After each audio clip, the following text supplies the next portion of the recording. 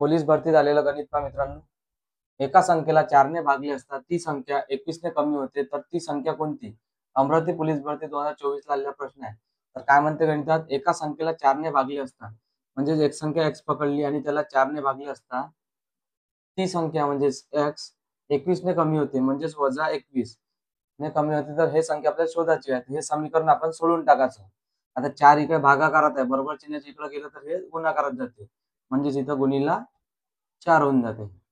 आणि हे सोडवलं तर किती होते? 4 गुणीला x किती झाले? 4x. 4 गुणीला 21 किती झाले? 4 एक 4, 4 दोन्ही 8. इथं x चा 7 आणि x वाले टर्म एका इकडे गेले, म्हणजे 4x वजा x आणि हे 84 बरोबर चिन्हाच्या इकडे गेला तर प्लस 84 आणि हे सोडवलं तर किती झाले? 4x मधून x गेला 3x आणि इथे किती होते?